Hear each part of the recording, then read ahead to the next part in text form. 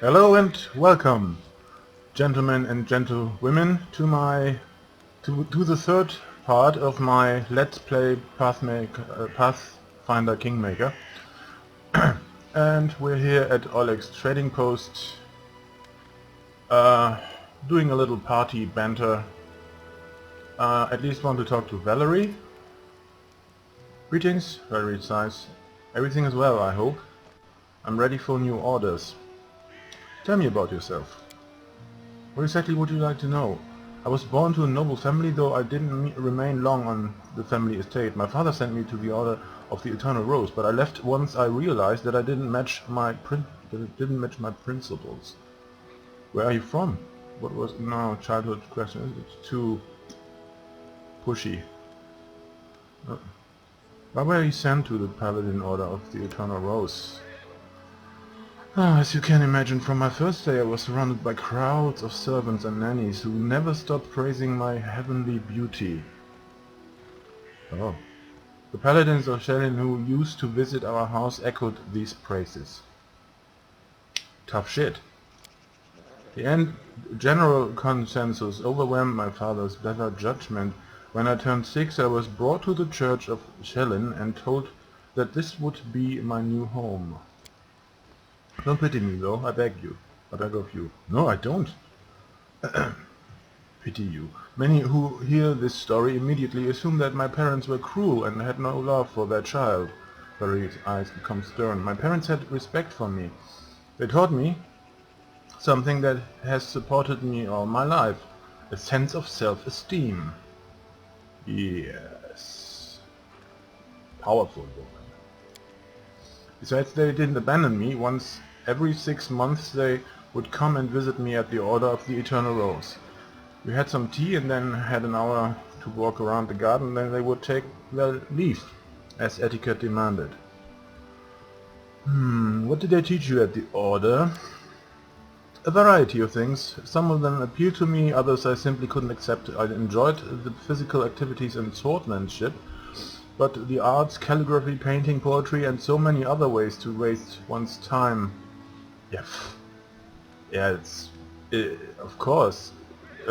Cutting things to pieces with a sword is much more productive than creating something beautiful. I mean, obviously.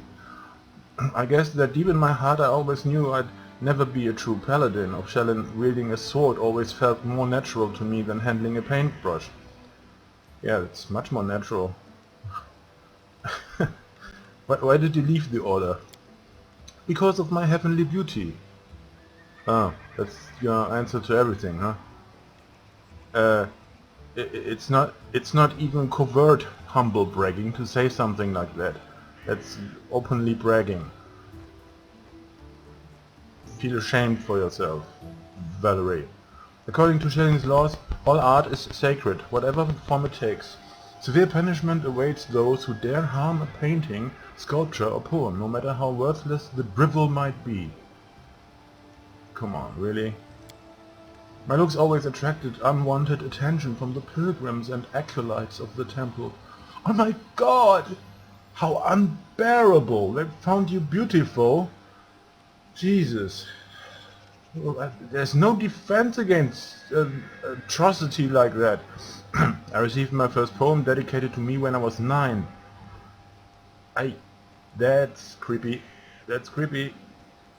The author was some wealthy geezer. Valerie lips thin in contempt, and that was only the beginning.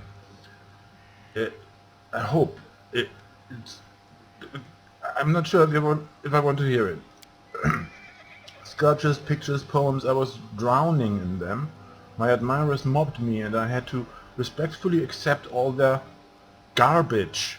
The clerics of the temple were magnanimous, for my suitor made generous offerings to the church, but one time, I just snapped. Barely suppressed anger glitters across Valerie's eyes. Some wealthy idiot had dedicated an extremely untalented poem to me, and he had the nerve to read it right into my face, holding my sleeve. The hour was late, and I was on my way to get some rest after a boring lesson on rhymes. I lost control and tore the poem apart right in front of him. Valerie raises her head proudly. The paladins wanted to impose some punishment upon me. I don't remember which one exactly. They wanted me to repent. Instead, I just gathered my things and left. And I come home and my body's in the mess. And I miss the way, I miss your ginger hair and the way you like to dress. Won't you come on over? Stop making a fool out of me. Why don't you come on over, Valerie? Okay, I'm done. What did you do after you left the order? I set off for Restov. Very shocked. I wanted to get as far away as possible from Chelin and the destiny everyone seemed so ready to force upon me. Besides, the school of swordsmanship in Restov has quite a decent reputation. Honestly, I was hoping for an opportunity to learn from the famous Aldori masters. Fine. Okay, just swordsmanship minus the holy, divine and creating shit. Okay. Eventually it became clear that their technique wasn't a good fit for me. They teach to avoid impact, whereas I prefer to raise my shield.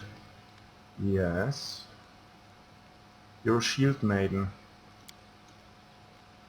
By my abilities and skills, which I'd learn at the Order of the Eternal Rose, were enough to make the Sword Lords take an interest in me. They offered me a chance to join the mercenaries who served the Sword Lords, and I accepted.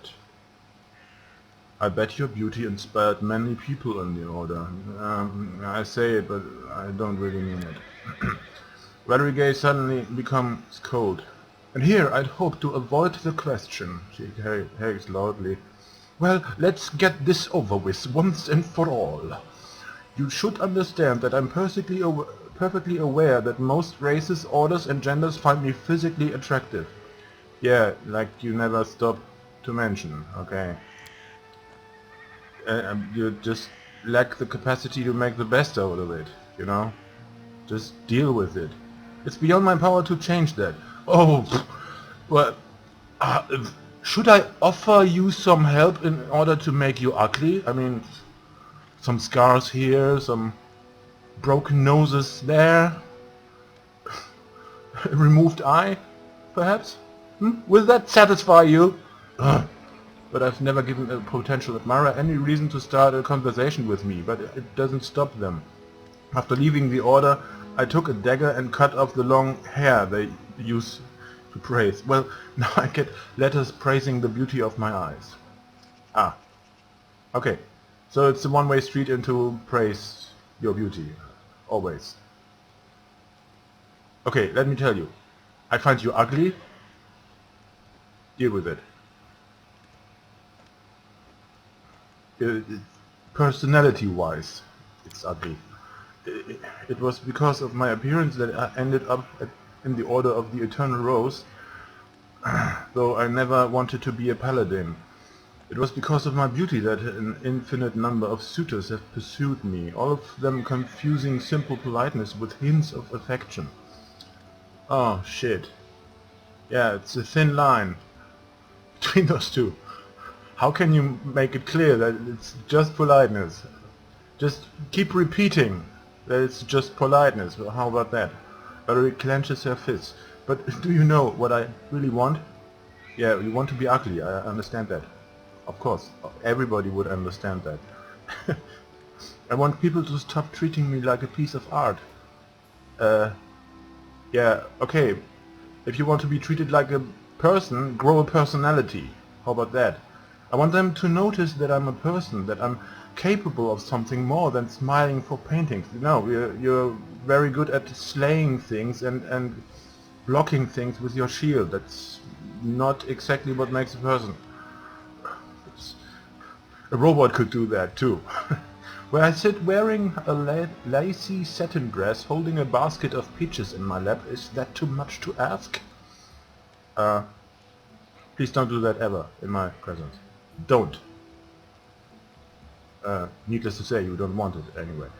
The last question comes out in a shout, though Valerie doesn't seem to realize it. You look like Prince Valium. That's...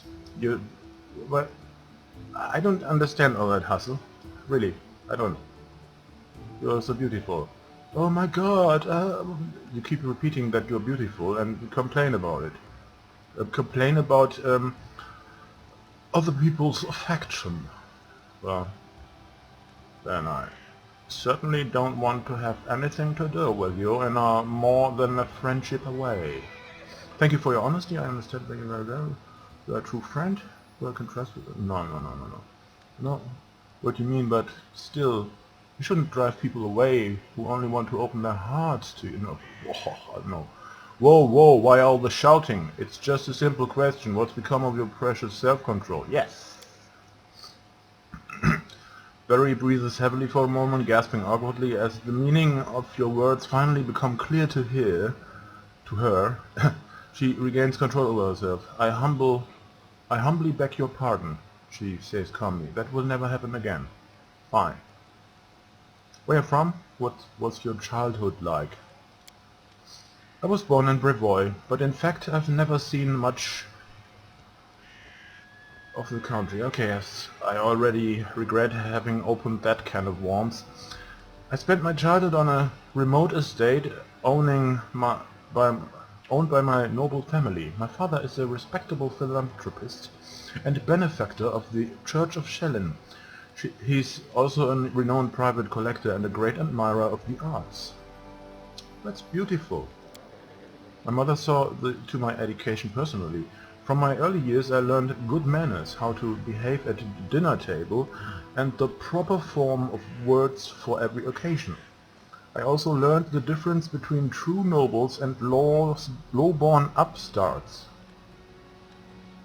Really? How is that important? And I learned how to treat each of them properly. What is properly in that scenario? I don't get it. Our home was always under the protection of several paladins of Schellin. My father has donated a handsome sum of their order. One of them, a man of venerable age with a grey beard, once let me touch his shining armor. Uh-oh. Creepy story, here it comes. I still remember the admiration I felt when I touched the cold polished steel. Valerie smiles. Of all the memories of my childhood, that one is somehow the warmest one. Touching cold steel is the warmest memory of your childhood. Okay. Must have been a very cold childhood. Tell me about the way of Schellin and about her paladins. Schellin is a goddess of love, beauty and art. Her paladins are something like armored artists. That's how they like to think of themselves, at least. Valerie tries to contain her feelings, but her inner contempt bursts forth. They are fanatical defenders of worthless, inartistic paintings and meaningless opposes. If you care to know my opinion. Yeah, give me your opinion. All of it. Don't leave anything out. You speak of Schellin with such contempt. What did the goddess of beauty do to earn your anger? He's been trying to ruin my life. Uh-oh. She's complaining about the gods. Bad karma. Valerie nods. Schellin, the goddess of everything useless that ever existed in this life. She deems art to be useless. He has a hissy fit. All the beauty in the world, all the art, all the soulful sights in the moonlight, they'll never feed a single family. No, that's not what it's for, you know. And I beg you to restrain yourself from offering your own opinion. What? Let me tell you. Trust me, I've heard everything you can tell me. More than once. Nothing and nobody can change my mind. Valerie looks at you with suspicion. What did I learn to earn that suspicion? Okay, quel blamage. As for Shelyn, she's the goddess of idlers. I almost joined her preposterous entourage. I'm just glad I was smart enough to denounce her while I still could. Oh, you turned your back to a goddess. What do paladins of Shelyn usually do? Yeah, this is the least delicate question I can ask. They wander around seeking the next pile of garbage, and when they find it, they call it an immortal piece of art and admire it until they're blue in the face. Ah, okay, those paladins are liberal artists. How is that? How is it possible they can still be paladins and be lawful good if they're liberal artists? It's impossible. Liberal artists are all chaotic evil. You might not believe this, but the paladins of Shelyn aren't allowed to slay their enemies if they beg for mercy. Can you guess why? Because a bandit, rapist or murderer who has been put to the sword will never be able to create something beautiful in the future. So a paladin overpowers an enemy in battle, then inspires him to create a masterpiece. Valerie's face reflects extreme disgust. It might sound hilarious if it weren't true. Both. Yeah, it's hilarious and true, okay. Get it. Plus all of Shelyn's followers are obliged to practice some sort of art in his or her free time. Well, if they're obliged to practice during that time, it's not free time anymore. Error can compute every single day, no matter what else is going on, even if you're feeling sick or hungry or sleepy. Otherwise, according to the clerics, you lose your connection with your goddess. Yeah, and you rushed into getting rid of the connection with your goddess, so and you're still complaining. I don't. There's something off here. Preposterous notion. Wouldn't you agree? I have no opinion about this. You didn't want to hear any opinion of mine, okay?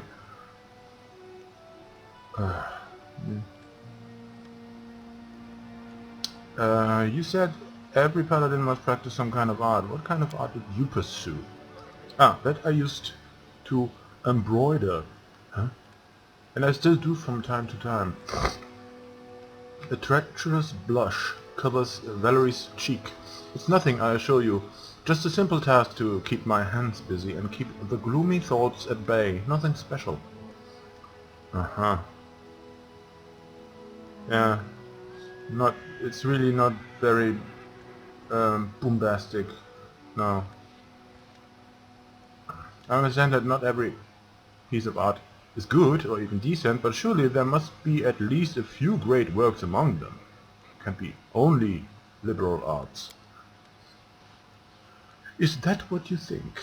Valerie curves an eyebrow, mocking amazement. Many share that delusion. I was deluded too for a while. Now I consider all works of art useless. We're gonna have some trouble, girl.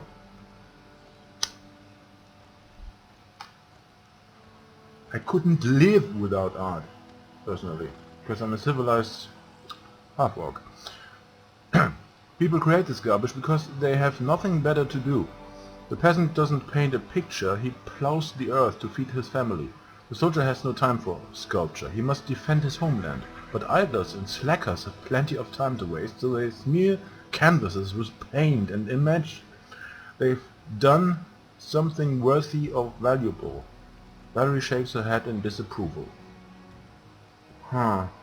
I don't think I like your attitude about beauty very much. You have a very distorted view on the topic beauty in general, and art in particular, and yourself too. You're not a piece of art. I get it. So you're an atheist. You don't worship any deity? Right. I need no guidance from above. I have my own good conscience and my leader's order to live by. Yeah, but you don't have a fedora. Yet. You know, you don't have to follow etiquette and maintain good manners while speaking with me if you don't want to. That's needless to say, she didn't. I guess you have plenty of suitors. Valerie rolls her eyes. Sadly, you're right to suppose that even here in these remote lands one can find offspring of many noble houses, and all of them consider it their duty to kneel before me, begging me to walk with them in the garden. Valerie's voice overflows with contempt. If words were poison, you'd be dying a horrible death. Yeah. Snake. Oh, I don't forget about the village oafs. They understand the concept of nobility perfectly well, so they realize they'll be punished if they dare to make any advance towards me. So they prefer to stare from a distance, drooling. And believe me, I can very well imagine what they discuss in the taverns. What? Yeah, that's what you occupy your mind with, because you're humble bragging. Oh, no, I'm so beautiful, I can't even walk a minute outside of my house without being stared at. It's so... Yeah. Oh, poor Tuk Tuk. You know, you are quite... No. You're so eager to follow my orders. Why? What do you mean, why? Valerie looks at you in bewilderment. I follow your orders, I've joined your campaign because I have faith in you. Ah, yeah, because you're an atheist, you believe in half-orcs instead of gods. That's cool. I can live with that. I believe your intentions to be noble, though things may not always turn out as you've planned. Yeah, Captain Obvious. Yeah, you are my commander. Your orders are law. It's my duty to follow them. Okay, fine. That sounds reasonable. Valerie hesitates. For the first time, something reasonable here. Valerie hesitates for a moment. Well, so long as you don't order me to do something that's absolutely dishonorable, but that would never happen, I hope. No, I wouldn't ask you to do something sexual on me. No, really. You don't turn me on for some reason. It's strange. Yeah, I have a special taste. Maybe I'm too civilized for you. No, I never would say that. Okay, yeah, let's push this question out of the options. I'm aware of that very side, but I'm sure you understand that I'm what I am. That's how I was brought up. First by my parents and then by my mentors, in the order.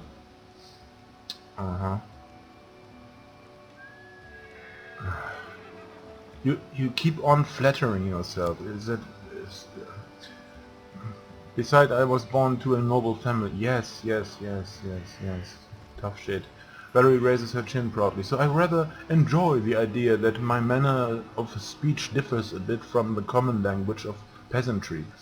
You just can't imagine how many social climbers have bowed politely the moment I opened my mouth. So, I don't think you play your cards right, Valerie, I must say.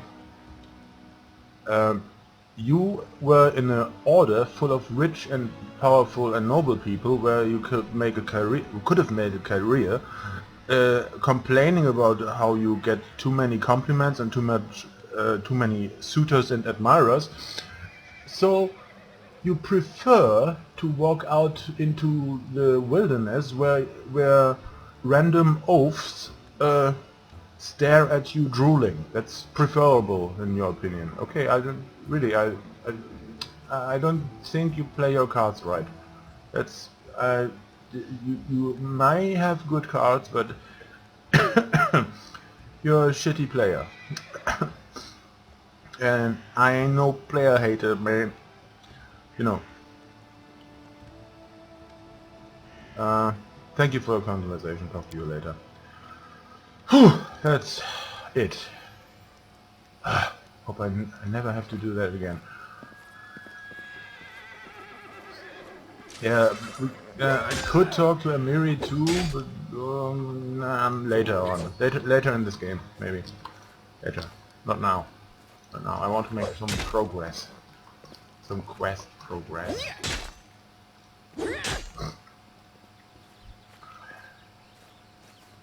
And I forgot to do something.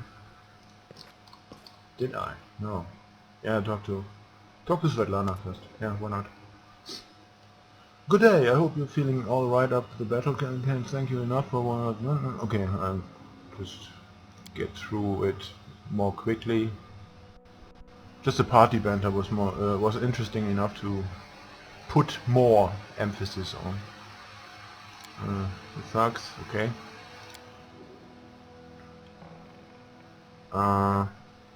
Yeah, the bandits. And I have to spare the dual-wielding hatchet chick, Cressel or Cressy. The Stag Lord. Yeah, let's cheer her up a little. It will be a kingdom of lawlessness. Once I've dealt with the Stag Lord, your life will improve. So, there's no lack of self-serving in that statement, but still awful good. Yeah, tell me about yourself. Okay, I have to go. Fine. And this is Honorial 8 Eyes, a very special character. I hope that at some point he has a quest. So I go through these things just briefly. And right now I don't require his services. I just go through the questions one by one. So it's kind of idle, because I know what's the outcome. Nothing, basically. And he doesn't want to go into very much detail about his last adventure, which was rather on the downside. So, what's the purpose of the society? Yeah, it's a school of adventurers. Okay, we get it. All sorts of adventurers. Yes. Yes, we'll talk about this later. Regarding our story, what happened in Renchurch? He has no wish to fill my sleep with nightmares. Huh.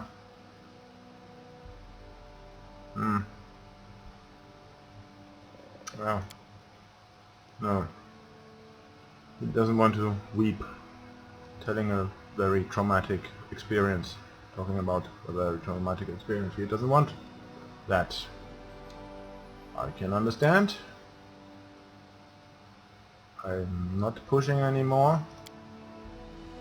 Let's go. I have to go. Because loyal and experienced fighters are at level 2, 2000 gold pieces. So later we can build some mercenaries and from scratch, and we'll do that later on in the game. For now, you have to earn enough money to get there. Wait a minute. Yeah.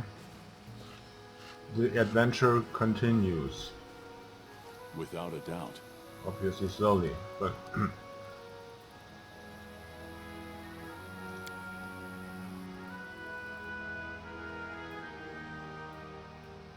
yeah.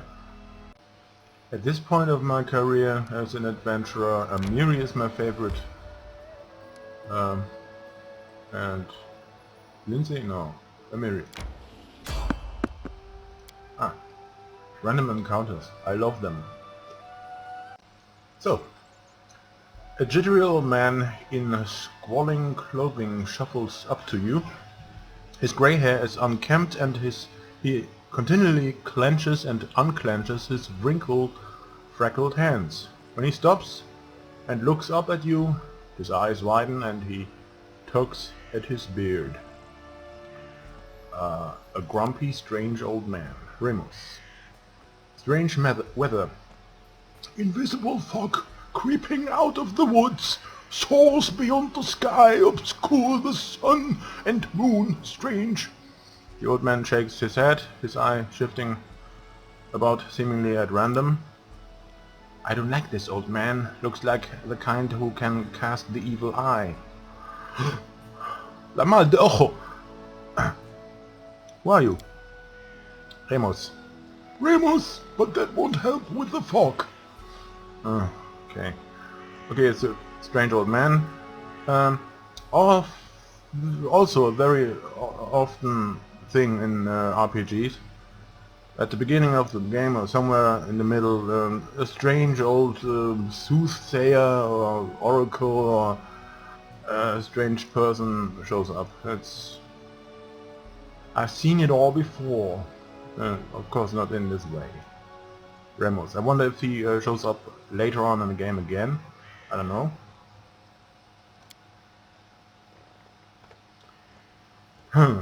Fog looks invisible to me. Yeah, he can see through the fog. So that makes him special in a way.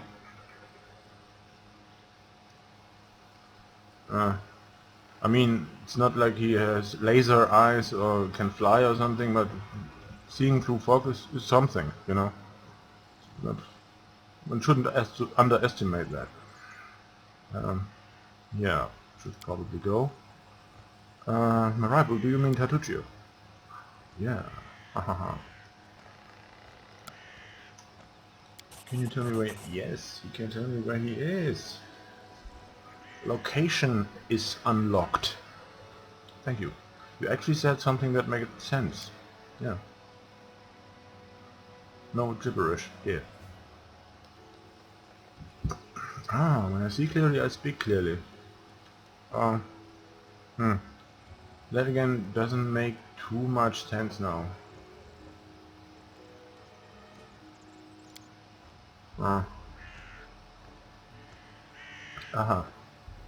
He saw Tartuccio. Well, amazing. How do you know? He doesn't know, he sees. He didn't listen, he sees. Fine. Bye, old man. See ya. Or maybe not. In that case, farewell. Godspeed.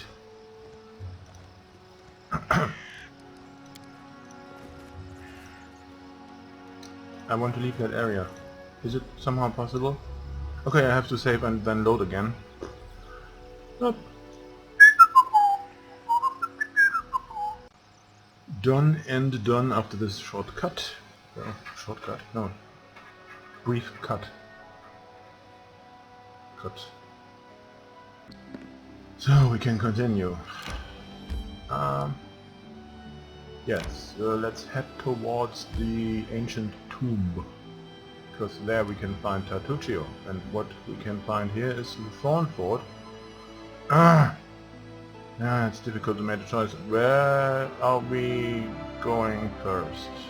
I would say Ancient Tomb is more urgent. A random encounter. A fight.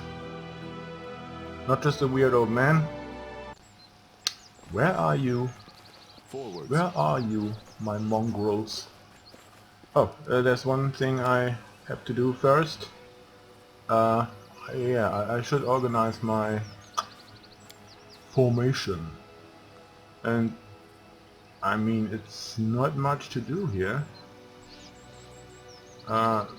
Put Valerie in the first line and Mary and me in the second, and Lindsay back.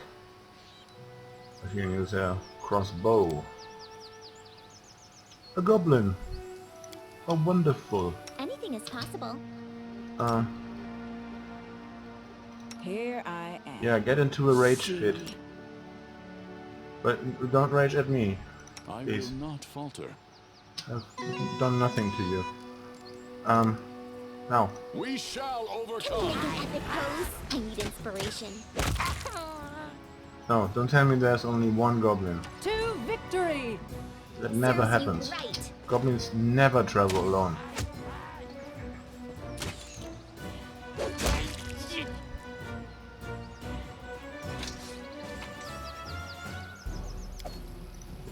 And did you know? There are only male goblins, and they procreate by raping human women. That's how they multiply. It's disgusting, isn't it? Goblins aren't very difficult enemies, but if they win, they do the most atrocious things to their victims. They eat the male opponents and, well, make female victims their playthings. Not nice. I'm not making this up. It's official information provided by the anime series Goblin Hunter.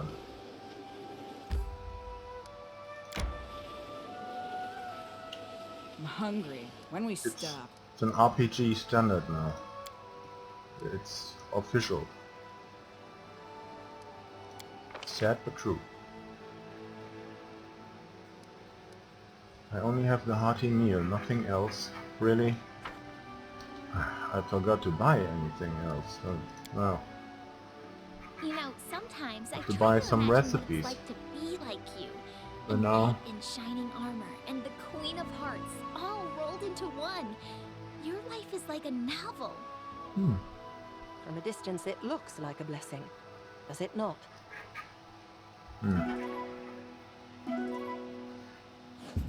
Ah. So we throw away our hearty meal because it got too salty or something. I don't know. Now I want to go there. How can I go there? Ah, now we're talking. Yes, I immediately want to enter this location. Because that's the way we're getting somewhere. We're making story progress. Yeah. And? Wait a minute. I stand ready. You can sneak, can't you? All of you. Just give it a try. If I have to, let me guess, you're Ah. still dawdling. Pointless. Should I make some tea in the meantime? Bake a pie, perhaps? Plant a small garden and harvest some cherries? Perhaps you'd be more comfortable wearing funny suits and colored Sorry. trousers. Then at least I'd be able to sell tickets. Come one, come all, feast your eyes upon this. Why hurry? The same end awaits us all. Hold your tongue, gnome. I can hardly tell your twaddle from the buzzing of a fly. No one can. Quickly now, if we don't find Okay, that artifact soon, someone Harem else can might seize it. stay the Someone fuck away. who's standing over there Jethal, watching you right now, I you would fools. like to take her into my party. Although she's undead and neutral evil. Which basically makes her a sociopath. Well, or even a psychopath, I don't know. Yeah. Yeah, talk her out of Tartuccio's grip. I see my magnificent rival will stop at nothing. So I have one enemy less. And you may wonder why I have enemies at all. I do, because it's odd. We shouldn't be enemies. We shouldn't be. By now. It's not really necessary. Attack. Brother. She plays a tune. She plays a tune. This can't be over. What was that? I think Jethal is down. She had bad luck. Ah. Yeah, fighting defensively is... should have done it earlier. Amiri is hit. Oh. Oh. No, who's running away? Haran, ah. Yeah, fight. You deserved it. Maybe a daze could be of use. And he could change his weapon. Yeah, here's a longsword for now. Still haven't found a dueling sword, but those days will come. Yeah, come on. That's a fucking resilient bloke. Where are we? Ah, Jaisal can level up to level 2. If I'm not incorrect. Yeah, Inquisitor? No change there. Yeah, she worships a very, very dark goddess, Lady Despair. Death, evil, magic, strength and war. Jesus, that's a combination. Magic, knowledge arcana? Why not? Persuasion is not that important. Wouldn't cause any harm to raise nature. And now a spell. For herself, she uses inflict light wounds in order to heal herself, because, well, undead only can heal by the use of negative energy, but for the other party members, a cure light wound would come in handy.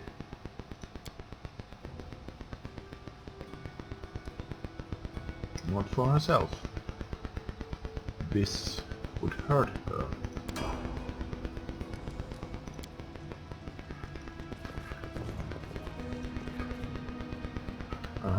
Seems one of her to be but cracks in the stone, but it turns out to be a faded image of the sun.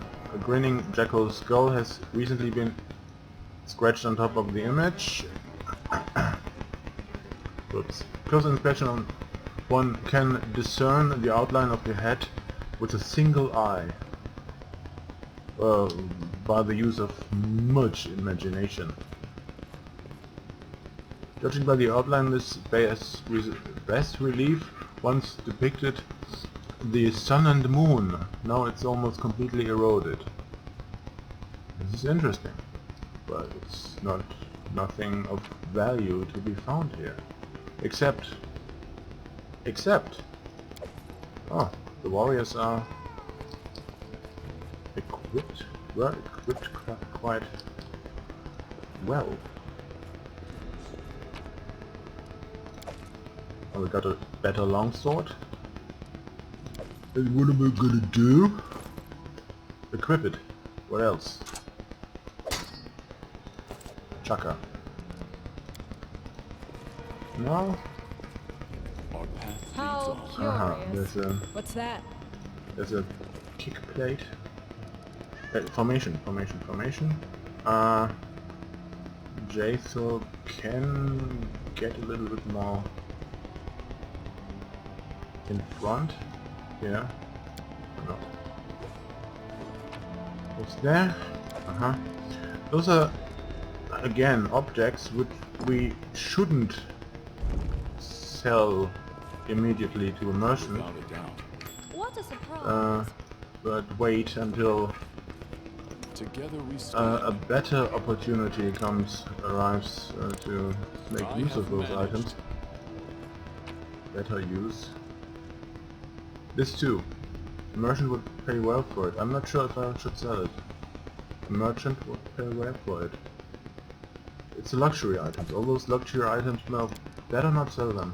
I'm sure there will come a time when when I get more for it than if I only sell it at Oleg's trading post. Now,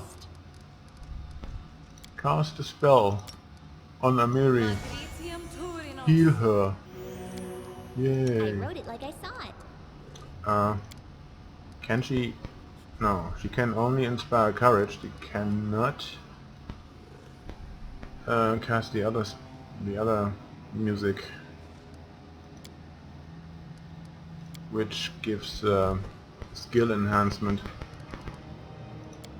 No. Okay, F5 and let's go. This is again a text adventure part.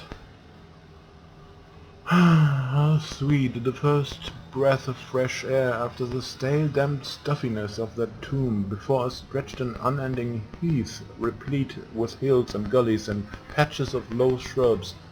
Already the trail of Tatuccia and his companion had gone cold. Ah, come on, you can do it. Law nature. But we would not give up so easily whether the trail went cold or not. It was one we had to follow. Yes. Fine. Succeeded! Ah. No blade or grass was bent. Because we had enough time to saying, we walked, until we found, we stumbled upon a fresh battlefield, and here the trail split. Okay. There are the other party and some creatures. Kobolds, obviously. Detect magic. Yes. We discovered traces of a spell apparently from the illusion school of magic, Tatuccio, near where the lonely trail descended into the gully. Yeah, he's a gnome. Gnomes do illusions. Period. That's the equation. Now, we succeeded again at law. Nature. The claw marks were not deep. The attackers were small and lean. And more, these creatures walked on 2 legs. Finally, the form of the prince left no doubt in our minds. We stumbled onto Kobold lands. Yay!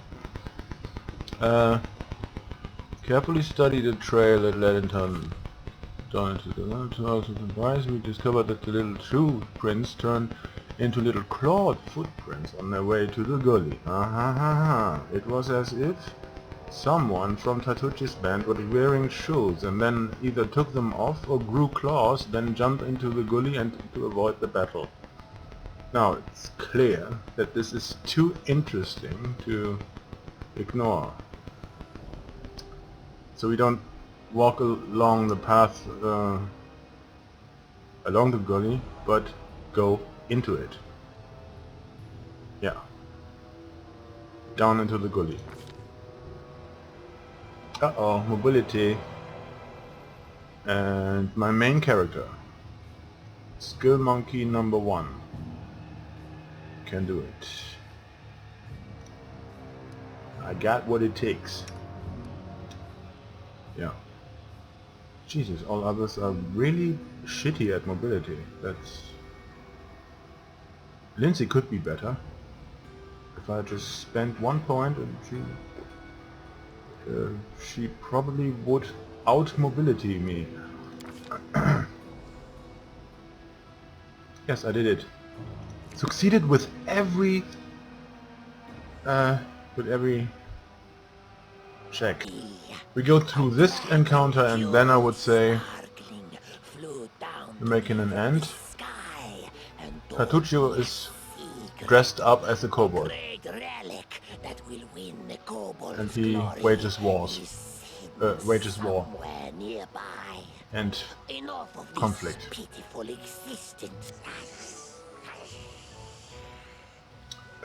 This is too naive for my opinion to say. No, chaotic neutral. That's one thing I never expected to see in the middle of the forest. A circus show, learning a new trade, Tatuccio. You! When will I finally be rid of you? Don't listen to him, tribesmen. This liar.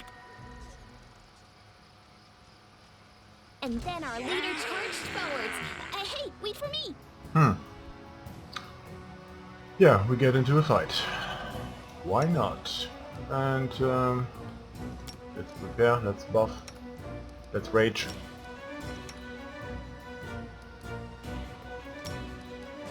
inspire courage, and I rush right in.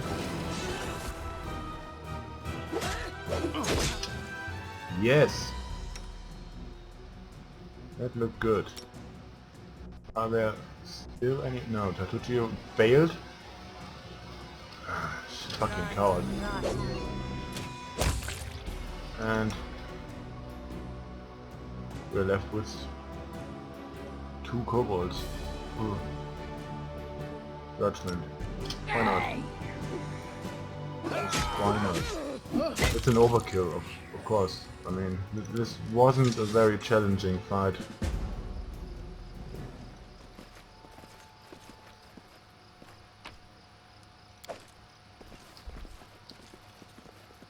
And well, I would say we're good. This third part will end now. Bye.